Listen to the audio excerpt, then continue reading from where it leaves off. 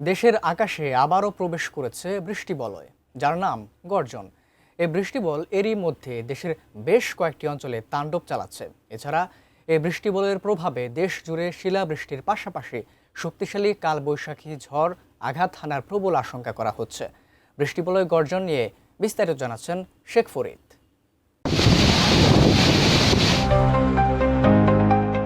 ধেয়ে আসছে চলতি বছরের তৃতীয় বৃষ্টিবলয় গর্জন। এই বৃষ্টিবলয়ের প্রভাবে দেশ জুড়ে শিলাবৃষ্টির পাশাপাশি শক্তিশালী কালবৈশাখী ঝড় আঘাত আনার প্রবল আশঙ্কা রয়েছে। এই সময়ে দেশের সর্বোচ্চ ৮০% এলাকায় ঝড় বৃষ্টির সম্ভাবনা রয়েছে। বিশেষ করে সিলেট, খুলনা ও বরিশাল বিভাগে এর প্রভাব সবচেয়ে বেশি অনুভূত হতে পারে। এমন সতর্কবার্তা জানিয়েছে বাংলাদেশ ওয়েদার অবজারভেশন টিম বা BWOT। সামাজিক মাধ্যম ফেসবুকে বেসরকারি আবহাওয়া সংস্থাটি জানায়, বৃষ্টিবলয় গর্জন মূলত ৭ এপ্রিল থেকে শুরু হয়ে ১০ এপ্রিল পর্যন্ত স্থায়ী হবে।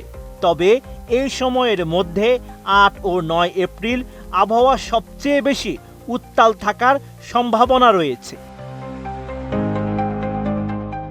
নতুন বাংলাদেশ গড়তে এলো Zulfikar steel. Zulfikar steel. BWOT আরও জানায়, এই বৃষ্টিবলয় চলাকালীন দেশে বেশ কয়েকটি শক্তিশালী কালবৈশাখী ঝড় আঘাত আনতে পারে, যার গতিবেগ ঘন্টায় সর্বোচ্চ ৮০ কিলোমিটার পর্যন্ত পৌঁছাতে পারে।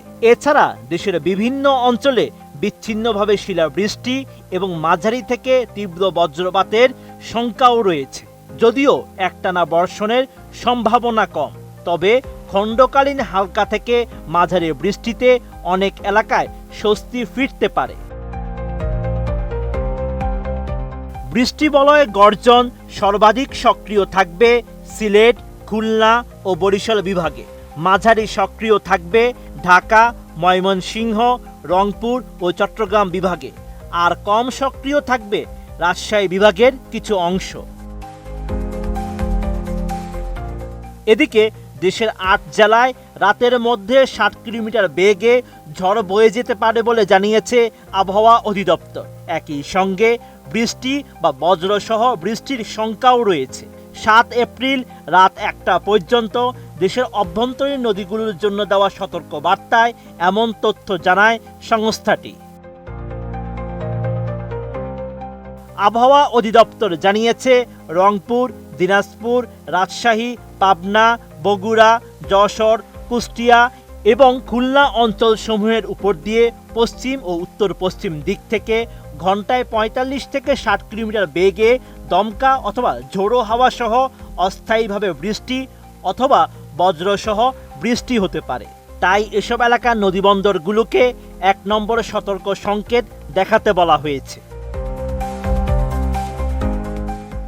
Sheikh Farid, ATN news.